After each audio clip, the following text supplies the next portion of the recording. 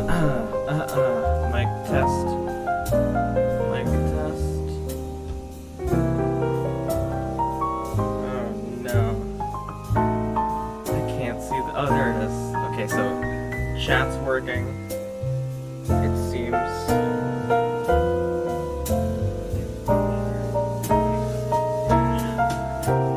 Hello. Hi, it's nice to meet you. I'm really sorry. This is my first YouTube stream, so I'm very not good at this. 8-ball died. Yeah, I'm sorry. Hello. Welcome. This is weird, huh? YouTube's... First of all, how's the audio? That's the most important thing. Is the audio okay?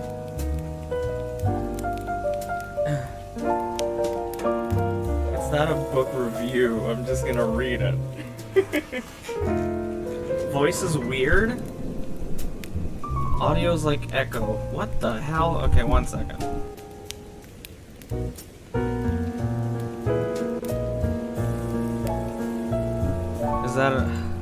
Did that do anything? God, I'm so good at this. I'm so good at my job. There is barely any delay. That's so cool. Way better. Awesome. How are you? How are you guys, huh? I've been up to a lot of things, you know, recently. Cookie Run Kingdom is my new thing. I've been talking to... You know I've been talking to a girl. And it's been going great. Is it just us currently? Probably. I just wanted to try this out, because I can't stream on Twitch anymore. Just can't do that. It's so like Genshin Monday's gone forever. Genshin is I burned out. I burned out of Genshin, I'm sorry. Man. I feel like I've been gone for so long. And I did a lot of stuff in the meantime. What happened to Twitch? Nothing. It's a personal thing. It's just when I see it now, it gives me this, like, this rush of anxiety. And it feels like a job.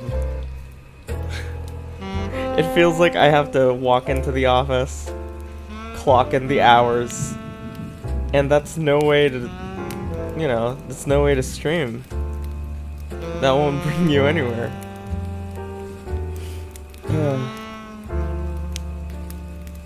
It wasn't Streamlabs being awful. Well, it was that as well.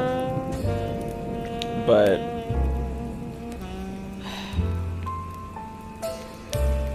it's just me. I'm just being weird.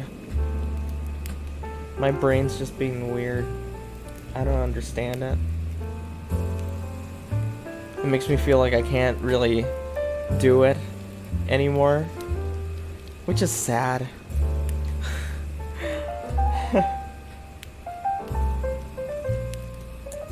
Anyway, today's book is Chuck Palahniuk's Make Something Up, Stories You Can't Unread. If you didn't know, Chuck Palahniuk is the author of Fight Club, and also, you probably didn't know this, he's the author of my favorite novel, Damned. Damned is about a 13-year-old girl, Madison, who dies of a marijuana overdose, and she gets sent to hell. And she meets 4 other teenagers in hell, and they have like a Breakfast Club sort of vibe, but it's set in Hades. It's nice, right? Very interesting, super hilarious. It's very raunchy. Congrats then for leaving the Jeff Bezos cycle. Thank you. There were a lot of Twitch Prime jokes I didn't get to use. Book sounds delightful. Yes, it absolutely is delightful. Do you want a little excerpt of it? Here's something that happens in the book, just to give you a gauge of how crazy it is.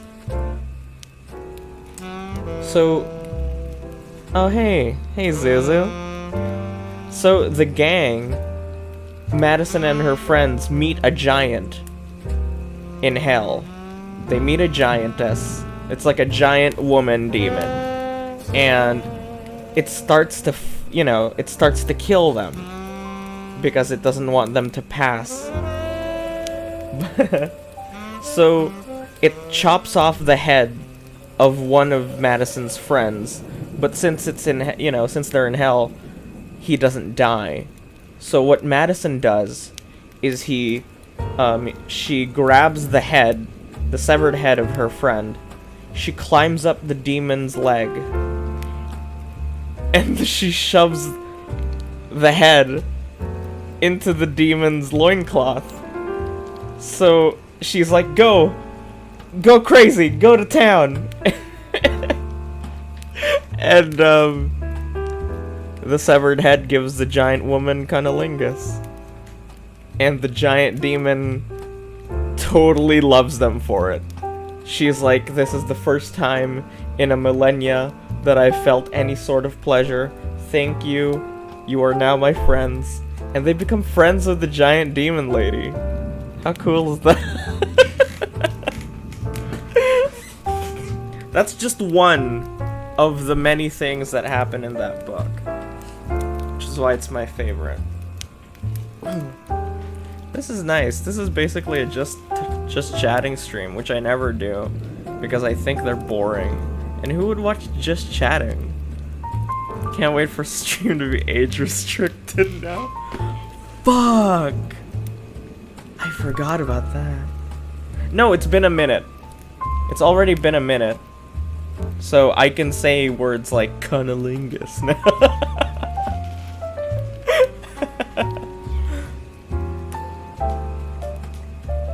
Okay.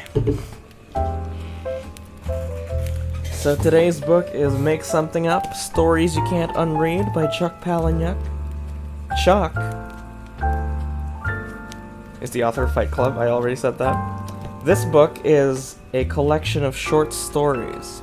It's not one story, so I can just kind of pick one at random and read it to you.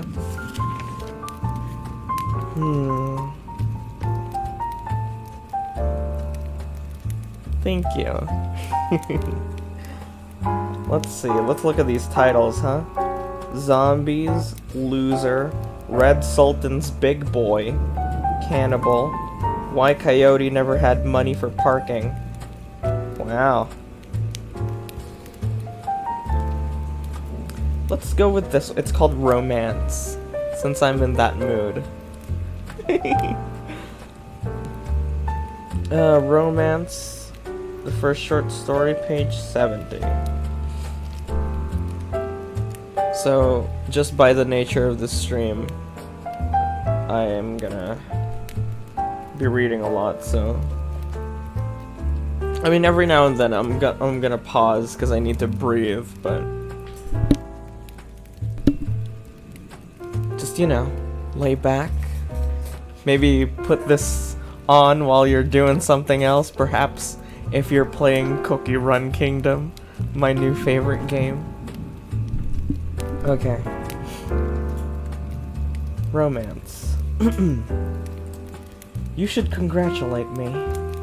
My wife and I just had twins, and they seem okay. 10 fingers, 10 toes, 2 little girls. But you know the feeling? I keep waiting for something to go wrong, because that's how it is when things get too happy. I keep expecting to wake up from this beautiful dream. I mean, back before I was married, I had this one girlfriend who was fat.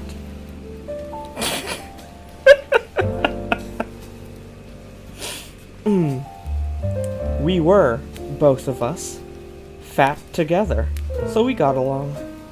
That girlfriend, she was always testing new diets to lose weight, like eating nothing except pineapple and vinegar, or nothing but green algae from an envelope. And she was suggesting we take long walks together until she started to shed the pounds. Her hips just melted away, and you never saw anybody so happy. Saint reading his autobiography? Go fuck yourself.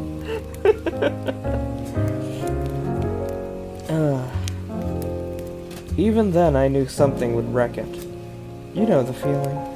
When you love somebody, you're happy to see her happy. But I knew my girlfriend was going to dump me because now, guys with careers and health insurance were getting her on... What? I can't read. Now guys with careers and health insurance were getting her on their radar. I remember she was pretty and funny before. But now that she was getting so skinny, it was obvious she possessed vast, untapped reserves of self-control and self-discipline way out of my league. And my friends weren't any help because they were all circling, waiting for us to call it quits so they could date her. And then it turned out it wasn't the pineapple or the self-discipline, because she found out she really had cancer. Oh, wow, that took a turn. But she slimmed down to wearing a bitchin' hot size 2 before she died. Jesus Christ. My God. Okay. Chuck Palahniuk, please relax. That's how I know happiness is like a ticking time bomb. And how I met my wife is... And how I met my wife is because I wasn't going to date anybody. Not anymore. No way. So I was taking the Amtrak to Seattle. That was not the ending. That was the first page, my guy.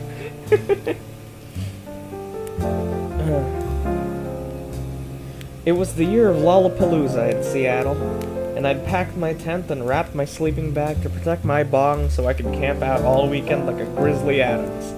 And I walked into the bar car on the train. You know how sometimes you just need to leave the friends and sobriety behind for a few days? I walked into the bar car and there's this total stone-cold fox pair of green eyes looking directly at me. And I'm not a monster. I'm not some reality show blimp stuck in a hospital bed, eating buckets of fried chicken all day. But I can understand why guys would want to work as guards in women's prisons or concentration camps, where they could just date good-looking prisoners without those babes always saying, "Put a shirt on," and asking, "Do you always have to sweat so much?"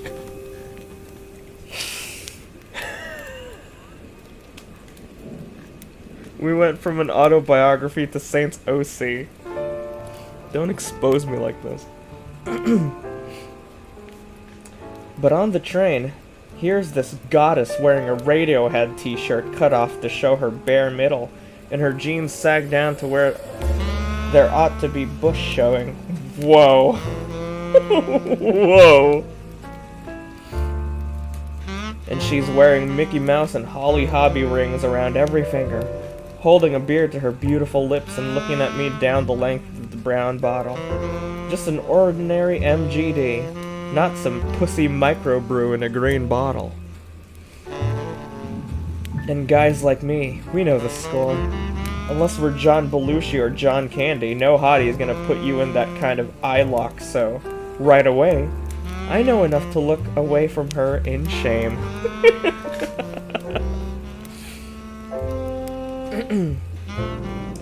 The only reason why a girl like her would talk to me is to break the news that I'm a gross fat pig and I'm blocking her entire view of the ocean. Know your limits, I always say. Aim low and you won't be disappointed. Edging past her, I look without looking. I check her out, and she smells good. Like some kind of dessert. This is so weird. Like a baked pie. Like a pumpkin pie with the brown red spices on top. Better yet, the beer bottle in her mouth turns to follow me as I walk down the aisle to the bar and order around. And it's not as if we're the last boy and girl of the whole world.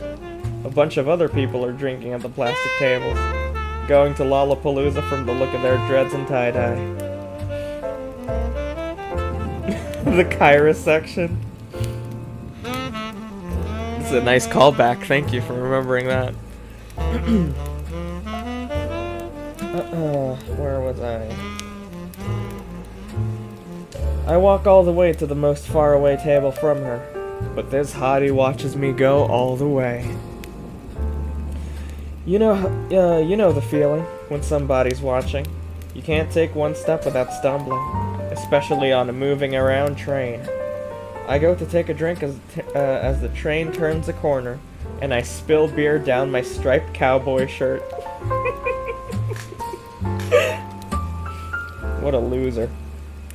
I'm pretending to watch the trees go by outside the window, but from a secret agent angle I'm watching, her reflection is in the glass, and she's still watching me. The only time she looks away is when she steps up to the bar and gives the bartender some money, and he gives her another beer, and then her reflection is getting bigger and bigger until it's life-sized, and she's standing next to my table and says, "Hi," and something else. And I say, "What?" "Hello, Slav, it's nice to see you. Thank you for making your way to my YouTube channel." She points to my cowboy shirt, at the beer spilled there, and she says, "I like your buttons. Shiny." I tuck my chin and look down at the pearl-colored snaps. They're not buttons, they're snaps. But I don't want to scotch this moment. And right from the get-go I notice she puts her finger in her mouth sometimes. Okay, she puts her finger in her mouth a lot, and she uses a breathy, little girl voice with some baby talk words like biscotti instead of spaghetti, and skizzers instead of scissors.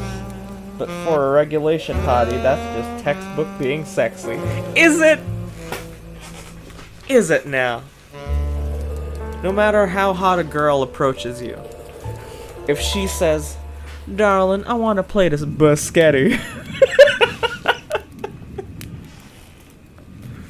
is that gonna get to you?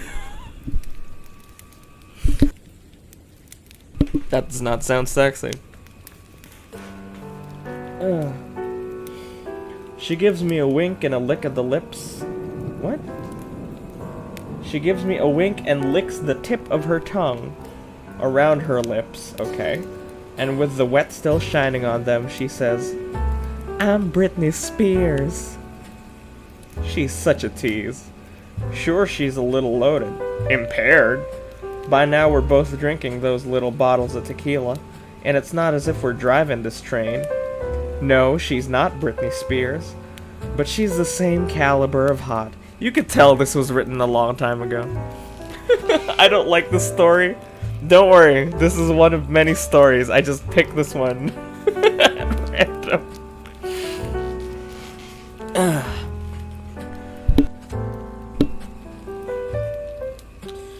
It's clear she's pulling my pud, but in a good way. And you just need to look at her fucking hell, I'm really bad at reading. And you just need to look at her to know all you need to know.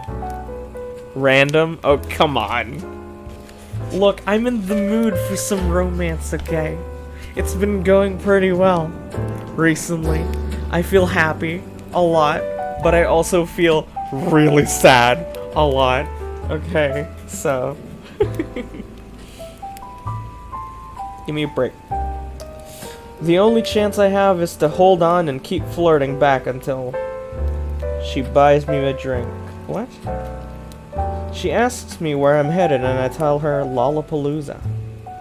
She's walking her fingers up the front of my shirt, her fingertips stepping from snap to snap, from my belt up to my throat, then walking herself back down. And I'm hoping she can't feel how hard that makes my heart beat. Okay, I saw the word hard, and I was preparing for it, but it was his heartbeat that was hard. She's such a flirt with her green eyes cutting from side to side, or peeking up at me from under her long, fluttering eyelashes. She must be beers and beers ahead of me, because she keeps forgetting to end her sentences, and sometimes she points at something speeding by outside the window and she shouts, "A dog!" Or one time she sees a car waiting at a rail crossing, and Brit screams, "Slug bug!" and clobbers my shoulders with her fistful of Hello Kitty and Mickey Mouse rings, and I secretly hope I have the bruise for the rest of my life. This is weird. This is weird, isn't it?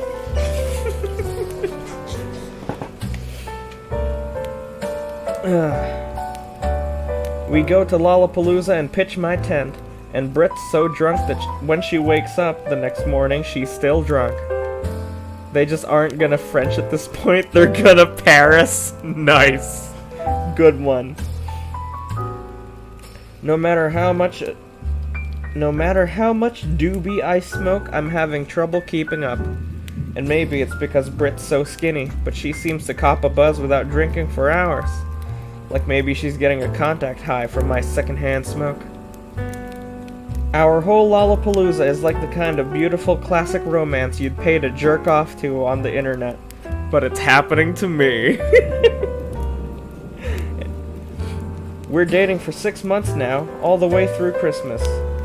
Through Brit moving her stuff into my apartment, and I keep expecting Brit to wake up sober one morning, and she still hasn't. Okay. It's been 6 months, she's still hungover.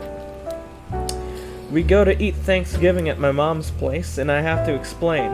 It's not that Brit is a finicky eater, but the reason she's so skinny is she only likes to eat a zucchini squash cut in half lengthwise and hollowed down the middle to make a miniature... I have no idea how to read this word.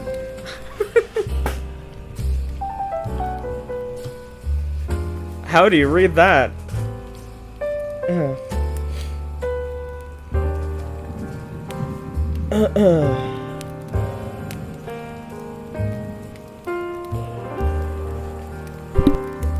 When's the NTR moment at the end of the book that makes me want to commit die? We will see. Hollowed down the middle to make a miniature Iroquois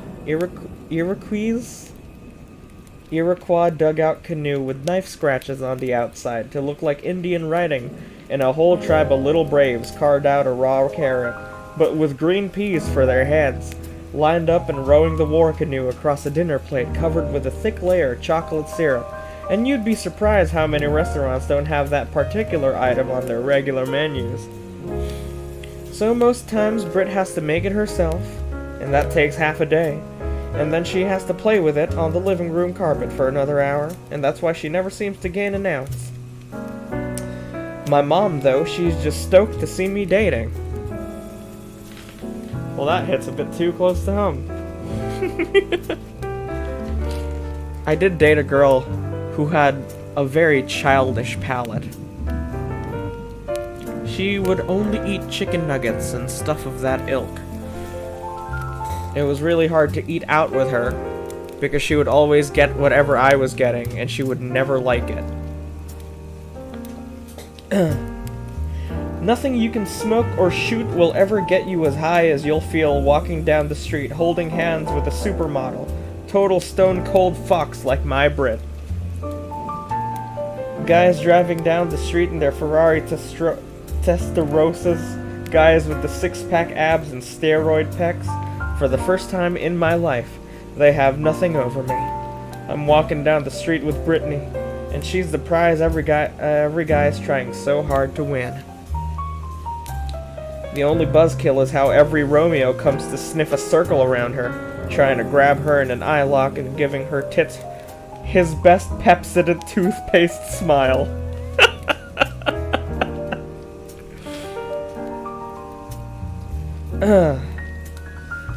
This one time, riding on the bus, a pack of Romeos stand themselves around where Brit and I are sitting in the back. Brit likes to sit on the aisle right over the back wheel so she can see to punch me first when there's a Volkswagen. and this one big Romeo comes to stand with his crotch situated at her eye level. And when the bus hits a pothole, maybe his hip brushes against her shoulder, until Britt looks up at him, and talking around her fingers in her mouth, Brittany says, "Hello, big boy." And that's just how Britt can be. Friendly. And she winks and waves her wet fingers for the Romeo to lean down, and he looks around to make sure his competition is clocking his good luck. And this Romeo squats down to Britt's eye level, his face all breadroom smirk. I like to eat bread with my nuggies. Are you being real? It sounds really bland.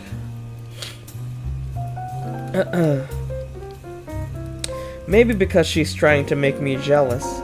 Britt says to this Romeo, her smoking hot green eyes look at him and she asks, "You wanna see a magic trick?" Is it gonna have an NTR moment? We're gonna see. All the other Romeos perk up with the looks that prove they're all listening. And Britt takes her fingers out of her mouth and slides them down inside the front of her pants. Okay. Grinding her fingers around inside the skin-tight crotch of her jeans, and I'm so sorry. I did not expect it to be this raunchy. Jesus Christ. The back half of our bus gets so quiet with their watching her fingers wrestle behind her stone-washed denim zipper. And you can see those Romeos swallow. Their Adam's apples going up and down with all their extra spit in their eyes bulging like horny boners. And as fast as clobbering, a slug bug Brittany yanks something out of her pants and yells, "Magic trick!" She swings this thing, shouting, "Puppet show!" And swinging from her hand is something on a little string, like a tea bag, only bigger. Okay.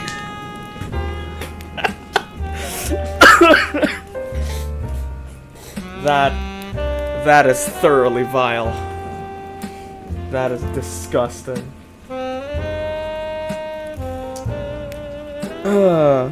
It's like a hot dog bun smeared with ketchup, swinging on a little string.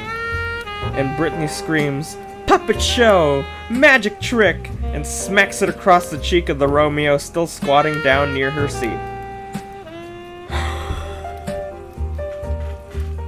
It is just softcore porn. Oh Lord. That is disgusting. Britt chases after him, yelling and slapping his leather jacket with streaks of red, and the other Romeos not looking at her on purpose, fixing their faces to stare down at their shoes or look out the window. She's swinging her little string to smack them upside their heads with red smears, the whole time squealing, "Puppet show! Magic trick!"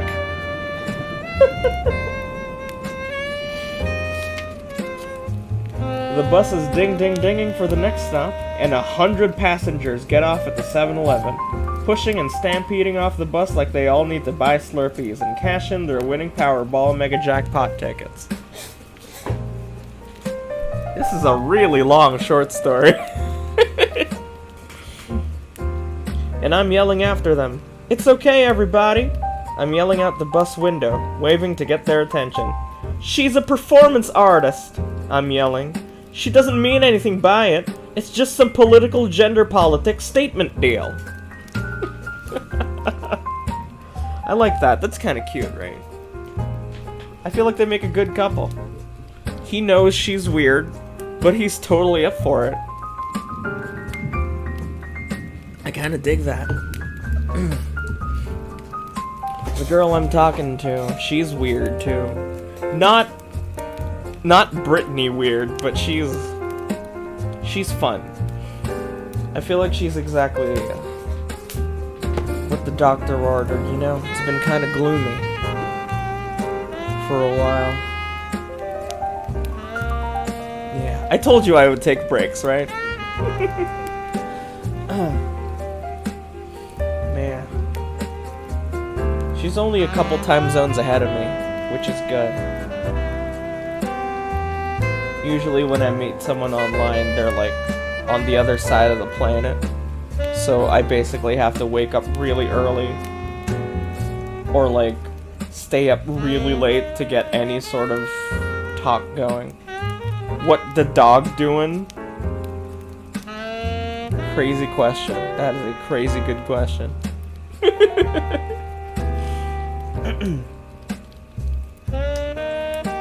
Even as the bus pulls away with just the two of us left on board, I'm yelling, "She's just a free spirit!"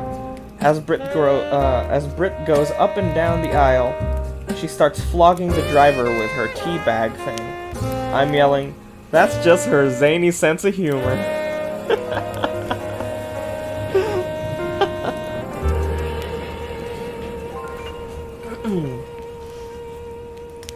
One night I come home from work and Britt's naked and standing sideways to the bathroom mirror, holding her belly in both hands.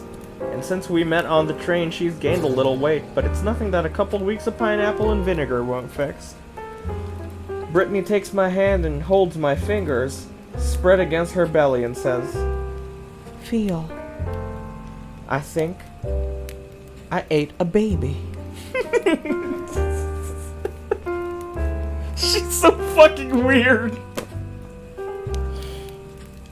She looks at me like a puppy dog with her green haughty eyes, and I ask if she wants me to go with her to the clinic and take care of it. And she nods her head yes. So we go on my day off, and there's the usual Sunday school teachers blocking the sidewalk. They hold a garbage bag full of nothing but broken apart plastic baby doll arms. Oh, they're going to an abortion clinic. I thought they were going to, like, a gynecologist. I don't know if a gynecologist checks if you're pregnant. I just know a gynecologist checks the vagina. But I thought they were gonna go get an ultrasound, but apparently they're gonna go get an abortion.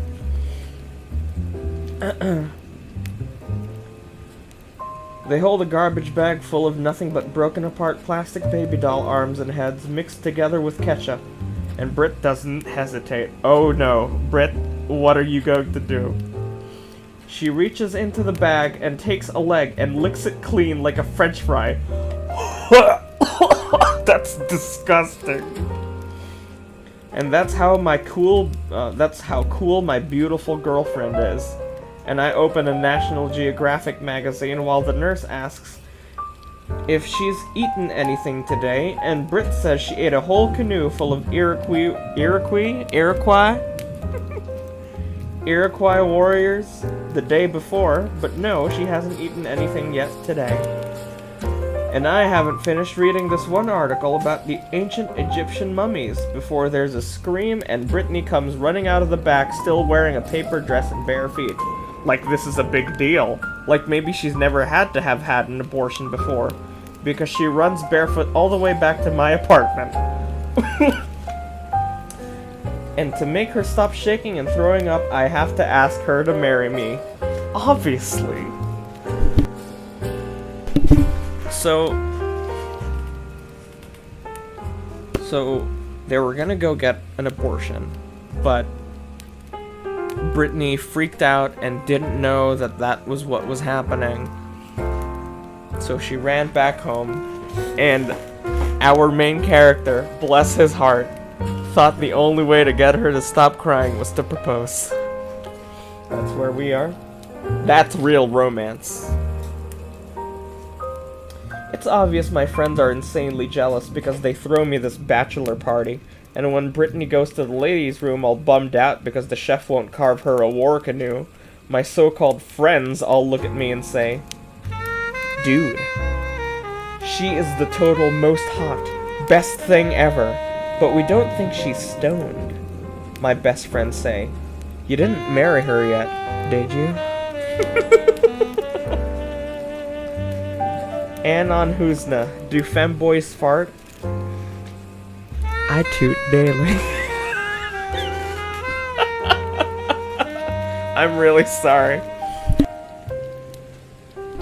Oh my god.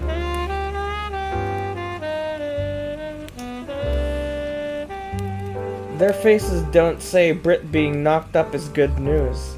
And you know the feeling.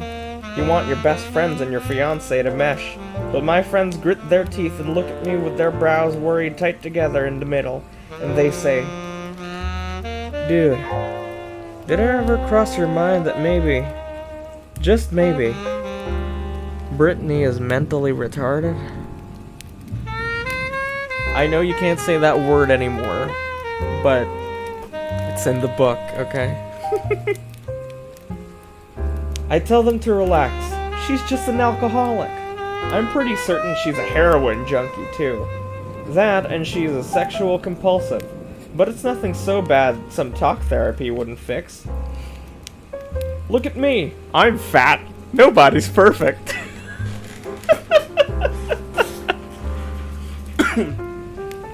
Thank you, I can go to bed now. I've been searching the answer for 2 days and have sleepless nights thinking about it. Thank you, wise one. Good night.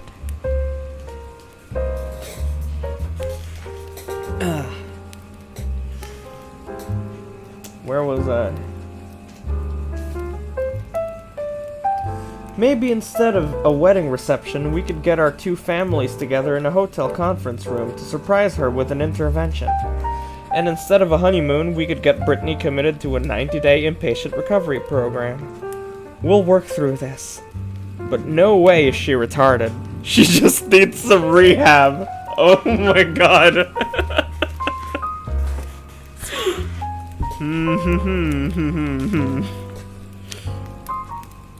It's so obvious they're only bad-mouthing Brittany because they are actually totally Romeo Boner insanely jealous. The minute I look the other way, they'd be so up in her business.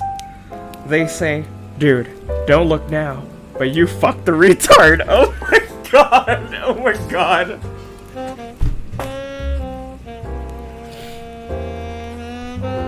I'm gonna be honest, aside from this classy story, I'm impressed that the piano further enhances the noble aspects. Said again, 0 times infinity is still 0. Nice. Thank you. Very cool of you.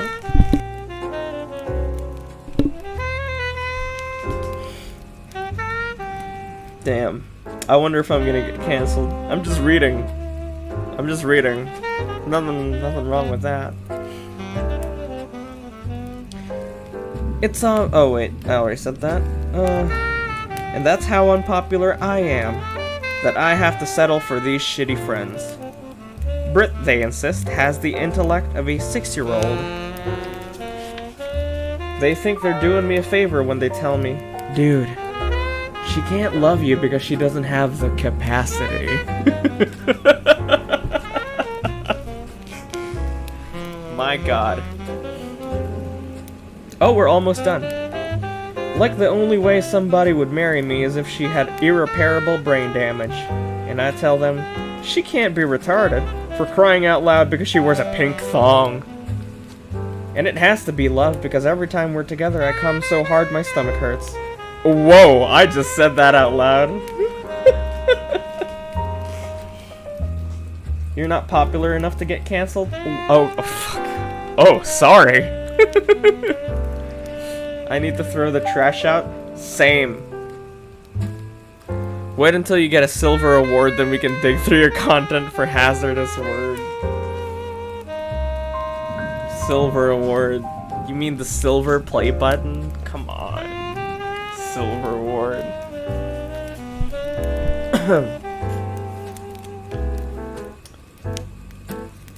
Oh yeah. It's like I told my mom's boyfriend at Thanksgiving. No, Brittany is not a high-functioning anything. My best guess is she's an alcoholic, glue-sniffing, dope-shooting slut. But we're working on getting her into treatment after she has the babies. And maybe she is a nymphomaniac, but what's important here is she's my nymphomaniac. And that drives my family crazy with envy. I tell them, I'm in love with a beautiful sex-crazed slut, so why can't you just be happy for me? And after all that fuss, there's a lot less people at our wedding than you'd expect. Hello. Nice to meet you. I'm just reading a book. It could be that love makes you prejudiced, but I always thought Brit was pretty smart. You know the feeling. When you can watch TV together for a whole year and you both never argue over what shows. Seriously, if you know how much TV we watch every week, you'd call us a happy marriage. And now I have 2 little babies who smell like Thanksgiving pies. And when they're old enough, I'm going to tell my little girls that everybody looks a little crazy if you're looking close enough. And if you can't look that close, then you don't really love them. All the while, life goes around and it goes around. And if you keep waiting for somebody perfect, you'll never find love. Because it's how much you love them is what makes them perfect. And maybe I'm the retarded one, okay. Because I keep waking up expecting my happiness to run out, when I should just enjoy it. Being this crazy, in love, happy simply cannot be so easy. And I can't expect such total happiness to last the rest of my life. And there's gotta be something wrong with me if I love my wife so much. And for right now, I'm driving my new family home from the hospital, with my beautiful wife sitting next to me, and our twin baby girl safe in the back seat. And I'm still worried how happiness this great can't last forever. Happiness this great can't last forever when Brittany screams, "Slug bug!" and her fist clobbers my shoulder so hard I almost crash us into a whole Dairy Queen. That's sweet. That was a sweet story. It was fucked. Absolutely fucked. So I guess the joke was she was mentally impaired. I guess that's the joke. Yikes.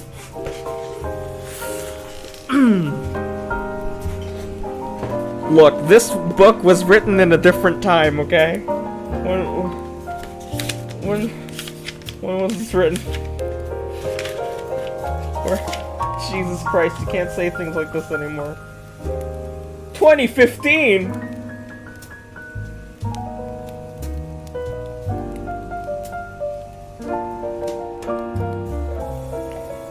No, you know what? 2015 was Filthy Frank. You know, edgy humor, right? Is this Honey Pop 2's candy ending? Oh my god. You know what? I've always wanted to replay Honey Pop 2. I recorded some gameplay footage. Of course, I only ended up using like a little bit of it for one video that I made like right at the start of my career. Maybe I should try to stream that. You can't stream Honey Pop games on Twitch, but I'm pretty sure you can stream them on YouTube. Okay. That was a good story. Despite Brittany's flaws, he accommodated her. I really like that. That was really sweet. Don't you think? You want to know a funny story?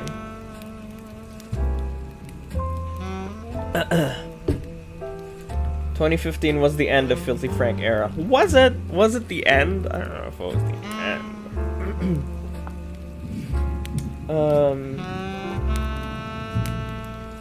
So, have you ever used the suppository before? I've never had to. But one time, the girl I was talking to had to. She had to use one. But she didn't know how. And since it looked like a pill, she ended up swallowing it instead. If you didn't know, you're supposed to shove it up your brown eye, and it's supposed to dissolve in your rectum. But she ate that thing. And apparently that can be poisonous if you do it that way. I don't know how it isn't poisonous when you shove it up your rectum. But she ate the suppository, and I freaked out, and we freaked out for a good half hour. I was frantically Googling what we should do. Thankfully, where she lives has like a really strong, there's a lot of poisonings that happen in their area, so they're really prepared. But turns out nothing even happened. So we were worried for no reason. But now I will never let that go. And every time she asks me if she's like, what, do I look stupid to you? Every time she says anything like that, I'll always remind her of that time she ate a suppository. Because it looked like a pill? What the fuck? She didn't even tell me what it was. She sent me a picture of it. And she was like, this pill is really big. And I was like, that's weird. It kind of looks cottony. I don't think pills come in that size. But I guess where you're from, maybe that's normal. But no. She told me it was a suppository afterwards. She's funny. I like her. We've been watching a lot of Terrace House recently. Do you know what Terrace House is? It's like Big Brother in Japan, but there are no challenges. You don't vote anyone off. It's just 3 guys and 3 girls living in a house together. And it's the most relaxing, addicting thing, because you get pulled in so hard and you get so invested in these minute happenings, because it's just people living their lives. They're not even like, it's not like they can't leave the house. The only thing that the show does is they put them in this house, but they still live their lives. And what's interesting is the episodes are filmed on a weekly basis, and they're aired on a weekly basis. So they can meet their friends, and their friends watch the show, and they're like, hey, last week, the guy you like said he liked you. He said it in a private meeting with the other guys. And it's like, it's such an interesting concept for a show. It's like really freeing. And it's so addicting to watch. Big Brother's trashy. Yeah, absolutely. But this isn't trashy, I swear. I promise. Big Brother is like the closest analog I could find to it. But it's not trashy. It's really good. It's really funny. It's interspliced with reactions and commentary from several hosts who comment on what's happening. It's interesting because they also have, you know, of course they're living their lives, they have access to the internet. So, if they do something shitty, and that airs, they can check on Twitter, and people fucking message them on Twitter. They're like, hey, fuck you for doing this thing last week. It's so interesting how that's just possible. That's just a thing they can do. I always thought that was interesting. And she was the one who introduced it to me. So, we watch shows together, and she taught me how to play Battlefield and Counter-Strike. I mean, I played FPS games in my youth, but I never bothered to play them again. But I don't know. They're just so fun. Everything's so fun. When I do things with her, it's so... It's like, to be completely honest with you, to be 100% honest, my streams usually begin an hour before I began tonight. And, that's because I didn't want to stop talking to her. I'll stop. This is getting too much. I'll stop.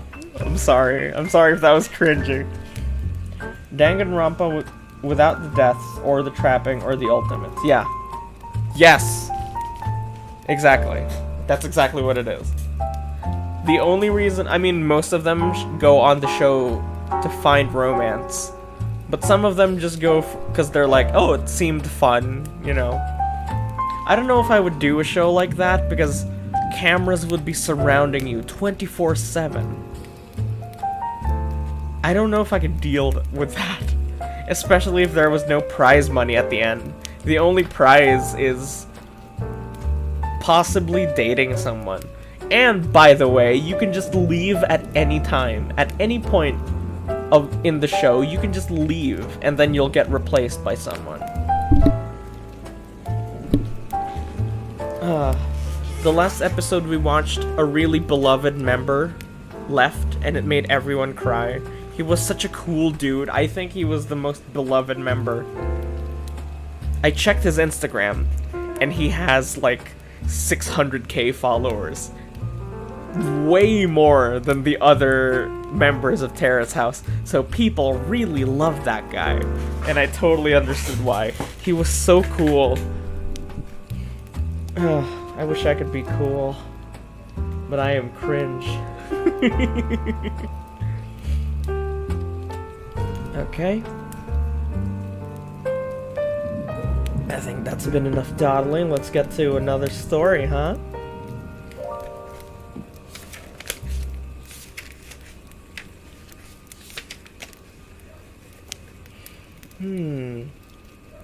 What if I wanted to use the toilet and cams followed? Well, there are cameras in the bathroom. And there was an incident where 2 girls were in the bathtub and that was aired. But there was no boobs. It's because they were talking about something romance related.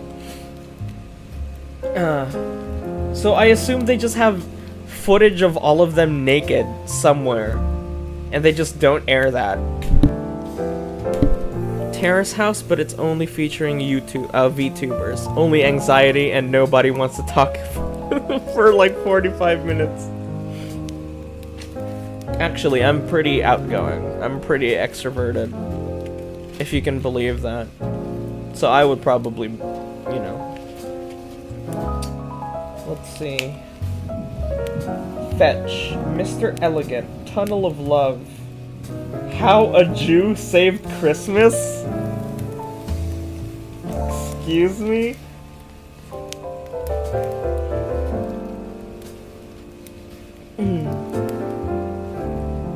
Page 310. How a Jew Saved Christmas. I mean, it's almost Christmas. We might as well. It's a classic. A holiday tale the sales associates still love to tell. As soon as the decorations start to go up, the new hires beg to hear it. They plead, "Oh please, oh tell it," until on Christmas Eve, the senior store manager calls the staff together in the break room. We can totally believe that. Wow. Don't I sound outgoing and extroverted? I hosted prom. I hosted my high school prom. Come on. You understand, the manager starts out. This actually happened, but it was many, many shopping seasons ago. Working retail after Thanksgiving has always been the pits. The seasonal music especially. An endless loop of carols blares from speakers in the ceiling. After 8 hours of hearing those songs, the manager says, knowingly nodding, Miley Burke used to wish that Jesus and Bing Crosby? Okay. Bing Crosby. Because we can talk about abortion and cunnilingus, but not Bill Cosby. Saint is now speedrunning getting cancelled.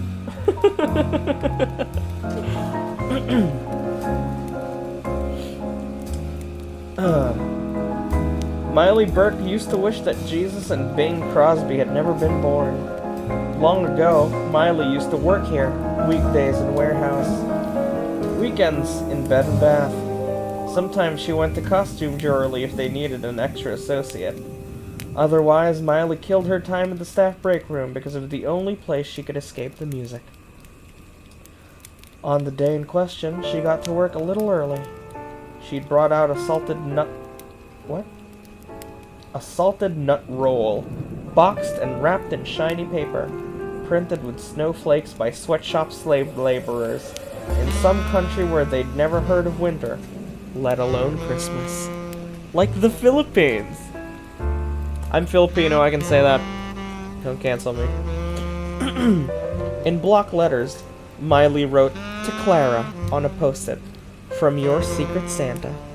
She stuck the post-it on the wrapped box and tucked it into the cubbyhole assigned to Clara. Clara used to work in an infant wear. What? Clara used to work in infant wear, the manager explains. Selling onesies. Oh, okay. I thought she used to wear infant clothing while working. Okay. After all these years, the same grid of cubby holes still lines one wall of the staff break room. One cubby per sales associate, with one cubby left over as the lost and found. A long table and chairs take up most of the space. Lining the wall opposite the cubby holes is a counter, with a sink and a microwave. The time clock and the time card slots fill another side of the room. The last wall is the door with, standing next to it, the staff refrigerator. As Miley checked her own cubbyhole, already people were coming in, punching their time cards. She could see that something was slid all the way back to the cubby. All the way to the back of the cubby. A glossy red bow glinted in the dark. She reached toward it and felt something soft, slippery, heavy.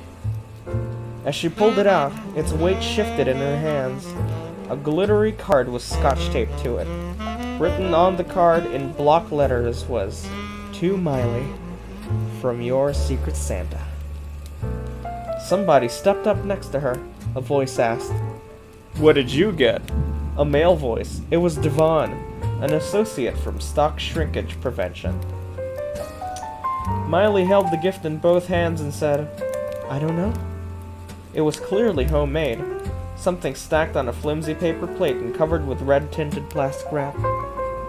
The red bow was pasted on top. She peeled back the plastic. It was brown. Cubes of brown. Dark yellow flecked the brown. It did not smell good. Oh no. I'm gonna sleep. The story only has one chapter and probably isn't enough to cover your 5th grade reading list.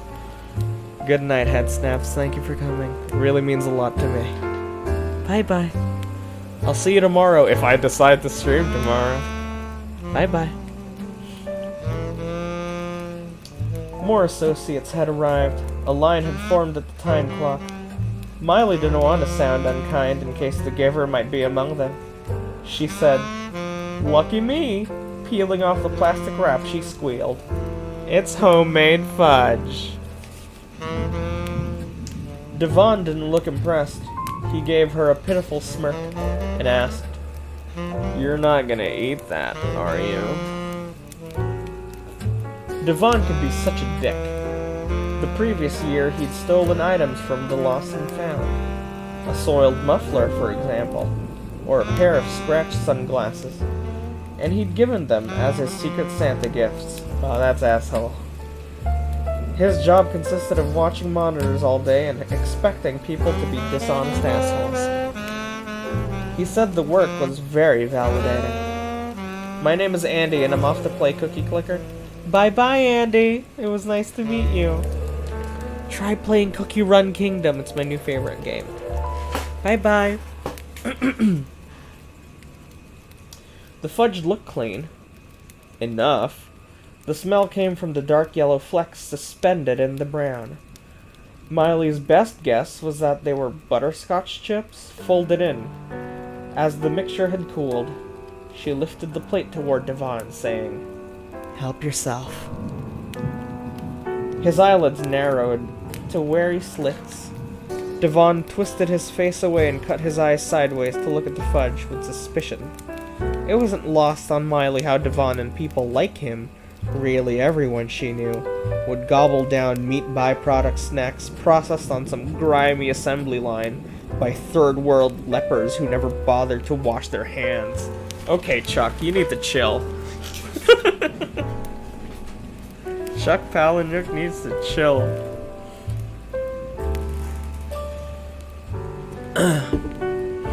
Did you know the Philippines is a third world country? I'm not reading, I'm just saying.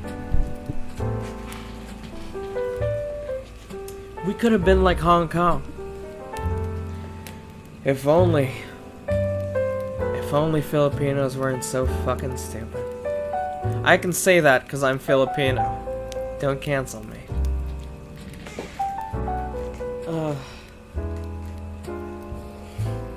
By the way, for everyone who just got here, this story is called How a Jew Saved Christmas.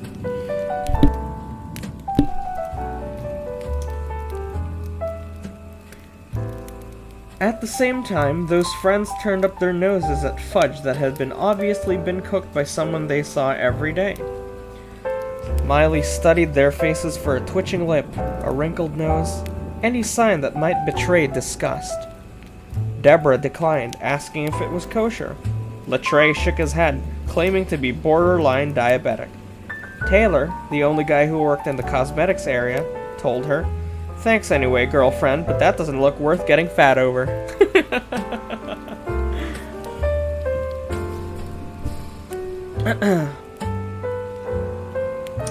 There were other people in the room. Almost the entire second shift was there.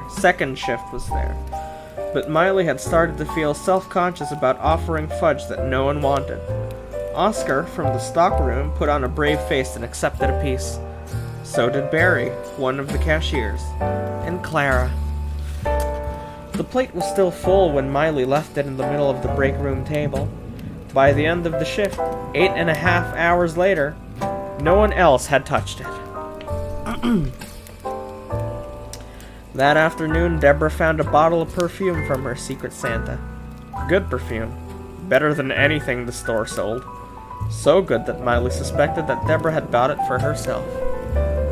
Sitting out all day in room temperature, uncovered, didn't make the fudge look any more appetizing. Nonetheless, Miley took it home.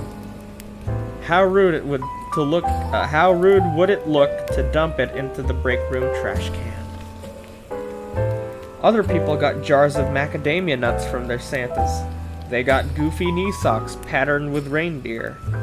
Deborah wasn't fooling anyone when she found a diamond tennis bracelet in her cubby. Fuck you, Deborah. Only Deborah liked the Deborah that much. That's awesome. It didn't help Miley's peace of mind when Devon sent her a text message. Oh, my throat's getting kind of itchy and tired. Time to take another quick break.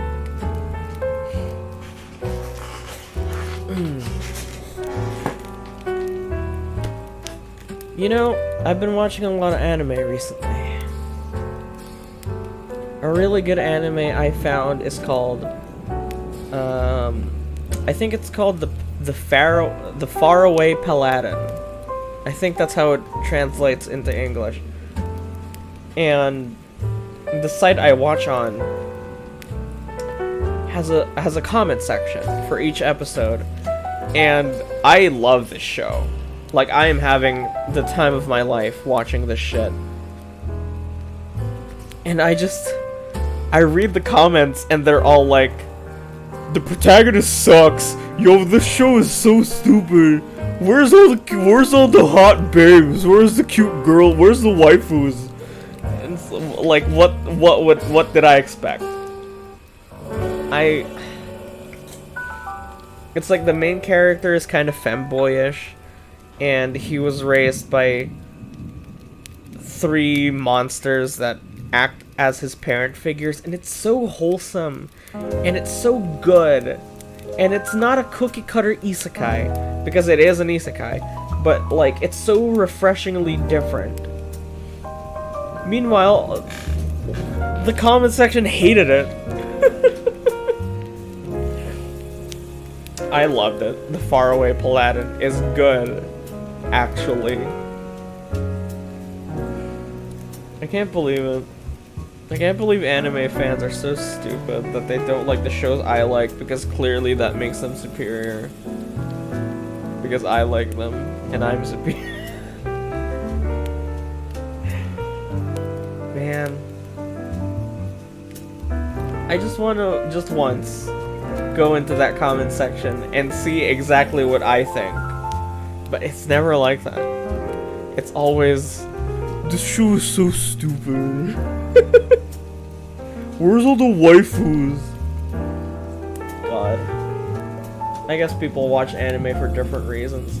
I've never been a fan of fan servicey anime. That's why no matter how pretty Jobless Reincarnation is, it still creeps me out. Okay, back to the story.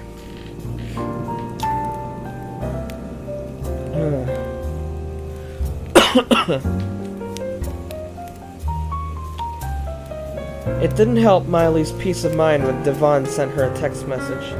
He sent her the link to a Mexican website where you could order tapeworm eggs. What the fuck? They came in an envelope, like an invisible powder, and fat people mix them into food to lose weight. What? Mix them into food, Miley thought, like the butterscotch chips had been folded in. After the fudge was too cool to kill anything. Devon sent her the link to a hospital where they x-rayed Halloween candy for free. Devon advised her to keep the leftover fudge just in case someone who'd eaten a piece died. The next day, Miley found a shoebox inside her cubbyhole. Inside the box was a hand-knit cap. Wide stripes of pink alternated with stripes of tangerine, orange, and black. That sounds ugly. Hideous, in a word. Yes, good. It reminded her of something old-fashioned. It reminded her of a dunce cap. And when Miley put it on, the hat swallowed her head down to her shoulders. Devon was there to say, "Santa must think you have a big old melon head." That night, he showed up at her door and asked if she still had the fudge. He'd brought a microscope and glass slides. Also, forensics textbook. Also, a forensics textbook. I can't read. This was stuff he had to buy for a community college course. As he pulled on latex gloves and used a scalpel to cut razor-thin slices of the fudge, he talked about his most likely suspects. Deborah, obviously. Jews always get so prickly around Christmas. Whoa there. Okay.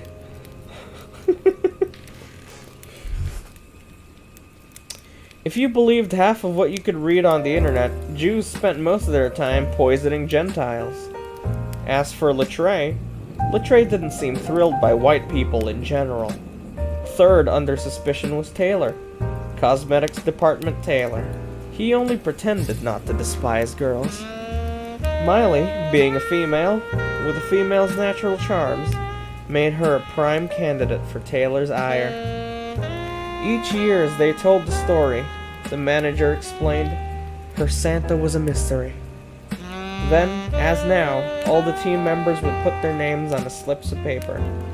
The papers would go into a hat. Everyone would draw a name and keep it a secret. No one knew the identity of anyone's secret Santa. Worse still, there was no security camera in the break room, because sometimes associates were forced to change clothes there. Devon smelled Miley's fudge and shook his head. It wasn't her imagination, he said. The fudge smelled questionable. Beyond questionable, it smelled like ass. The butterscotch chips were just a ploy to cover up the overall assiness of the candy.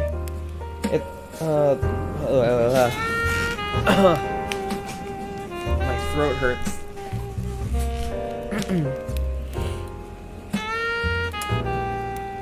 The humiliating knitted hat, he said, was a second salvo meant to publicly degrade her.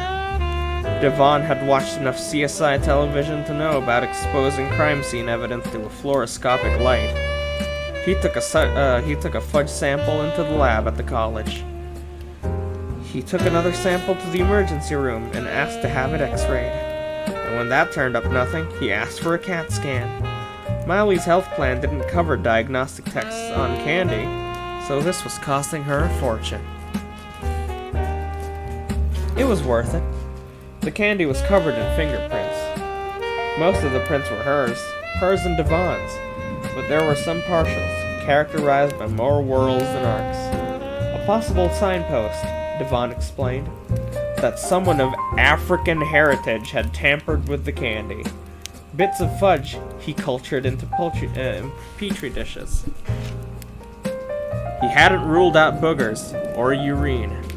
The first thing they taught him in criminology was that people were all deviants.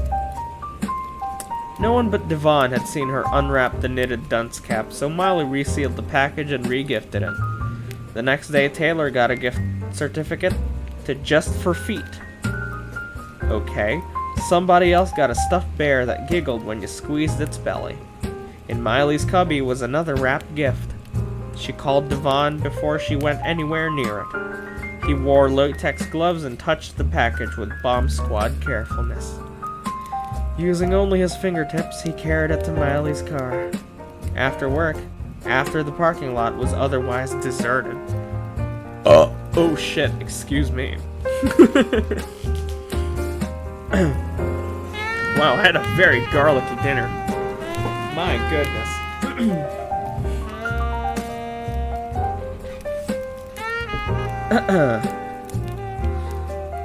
They set the wrapped gift on the ground and gingerly picked at the I am losing it. Damn, reading is hard. After the parking lot was otherwise deserted, they set the wrapped gift on the ground and gingerly picked at the taped seams with a razor blade. The paper came loose, opening like a flower to reveal something. In the parking lot floodlights, it looked like a tray of insects, maggots specifically. A little layer of little worms seemed packed together in a silver-rimmed rectangular tray. Devon was first to speak. "It's you." Miley squatted for a closer look. The December wind across the asphalt was freezing. Devon pointed with one gloved finger, tracing a shape but not touching the mystery gift. "There's your nose. Here's your mouth." Miley continued to shake her head, dumbfounded. Finally, Devon explained. "It's macaroni." It was. Someone had spent hours, days even, of their free time painting bits of dried elbow macaroni and gluing them together to create a picture. What she'd thought was a tray was the picture frame. Someone had created this mosaic portrait of her. "Obviously someone hates you," Devon added. Macaroni wasn't the most flattering medium. Still, the picture appeared too ugly to be anything but an international insult. Oh. The word is intentional. That was weird. It had taken extra effort to make Miley's eyes so small and miserable. The macaroni meant to be her teeth were crooked and painted yellow. It might as well have been a voodoo doll. Just looking at the portrait made Miley feel cursed. When Devon spoke again, his voice was resolute. "This is criminal harassment." Cryptically, he announced, "The next move is ours." It was time to try and flush the guilty party out of hiding, he said. The Secret Santa exchange worked both ways. The next day, Miley wrapped the macaroni picture for re-gifting. They were all present, all of the second shift staff, waiting to punch in. Deborah seemed puzzled to find a large wrapped package in her cubby. Looking around, she said, "Whoever you are, Secret Santa, you shouldn't have." Deborah's voice sounded flat, like she wasn't kidding. Watching her, Devon leaned close to Miley and whispered, "Get ready," he whispered. "She's gonna explode." The way Deborah lifted the gift using both hands and heaved it onto the break room table, it looked heavy. It landed with a solid clunk, like a cinder block, or a frozen turkey. Written in block letters on the card, it said, "Merry Christmas, Shylock. Eat me." Okay. Inside the wrappings was a canned ham. Ugh. At the time, Latreille was tearing open an envelope.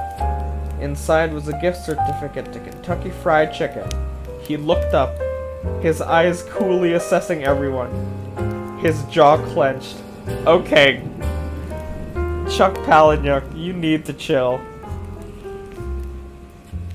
But then Taylor had found the package in his own cubby. It was hard to overlook. It could have been a baseball bat swaddled in Christmas paper, but it wasn't. It was a beef stick summer It was a beef stick summer sausage, one of the bargain-priced monsters sold along cheese logs and smoked jerky at Ye Old Hickory Barrel in the mall. The card read, to Taylor, Santa's sure you've choked down bigger meat than this. Oh my god.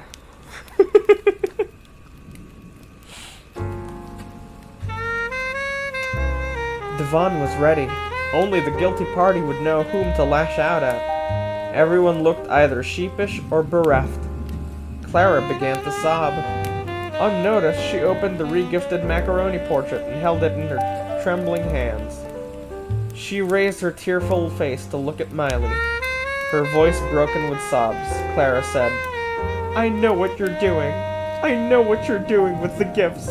You're wrecking Christmas. All eyes swiveled to focus on Miley. Miley's response sounded huge, inflated with indignation. Hers was the voice of someone teased and taunted to the brink. I'm wrecking Christmas? I'm wrecking Christmas. Her lips quivered with outrage. She lifted a shaky arm, straight out from her shoulder, to indicate Deborah, Latreille, and Taylor. I'm trying to save Christmas. It's one of them sending dirty fudge to people. In truth, all Devon's testing for fecal bacteria, for HIV, for semen, chlamydia, and a host of other... what is that word? Gonococci infectious agents had turned up only negative or inconclusive. But Miley was on a defensive roll, she shouted. One of them has been harassing me, sending me crude, insulting, disgusting crap. The three suspects looked at each other with new confusion. Everyone in the room looked at the trio with loathing. Miley Burke was redeemed. Oh, her name is Burke. Hello? Your name's Saint, too. How serendipitous. Hers was the moral high ground. Standing beside her, Devon beamed. The break room was quiet, like it was seldom quiet. It was so quiet they could hear the Christmas carols playing in the store beyond the door. Even Clara had stopped crying. She gazed down on the macaroni mosaic in her hands. 2 weeks, she whispered. She lifted in the showroom. She said, I didn't mean to harass anyone. I did my best. I knitted the hat you gave back to me. I made the fudge. People still talk about that moment, telling the story. The manager always hesitates here, so people can hear the faraway music. The same music now as all those holidays ago. A dead Bing Crosby wails about peace on earth and goodwill to men. Behind him, a choir sings like angels. The manager throws a look at the wall above the microwave. A macaroni tapestry, if you will. The manager throws a look at the wall above the microwave, and all eyes follow. There, like a religious icon, the eyes too small and miserable, the teeth like a mouthful of yellow maggots, it still hangs. All that's left of Miley Burke, that mosaic portrait. After all these years, the associates still love this tale.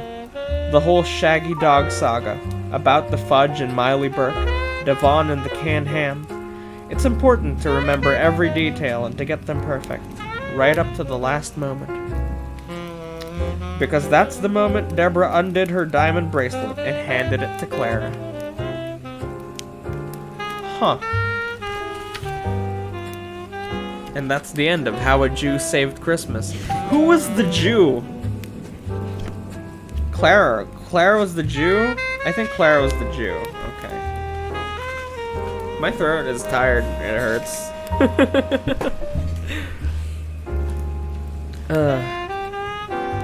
Damn. I wonder if I'm gonna stream tomorrow. I wonder if I should. I've been feeling... what's the word? Anxious about streaming recently. That's why I took such a long break. And I moved to YouTube. Because I was sick of Twitch. But, well... what are you gonna do? She gave me the push I needed to start again, to face the future, you know, that kind of thing. I don't think she even really meant to. It just kind of happened. I think the stream went well. My voice is too tired to tell any more stories. I could only tell two. Damn. I wonder if I'm gonna do anything tomorrow. YouTube streams are like... you need to set up so much more shit than Twitch streams, honestly.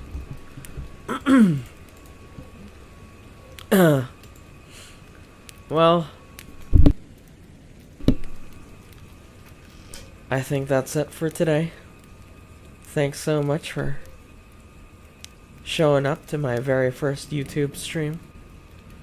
Truthfully, I only did this to check if everything was working correctly, and it seems that everything's fine. My stream didn't die either. It's in good quality. And, well, is it in good quality, actually? Can I change the quality?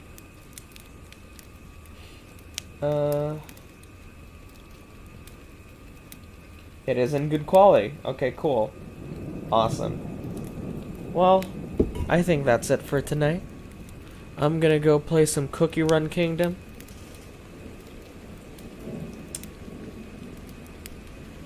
And fantasize about the relationship I'm going to be having in the near future.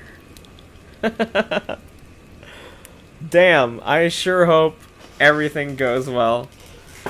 And to everyone watching, thank you. Thank God I don't need to edit this shit. Bye bye.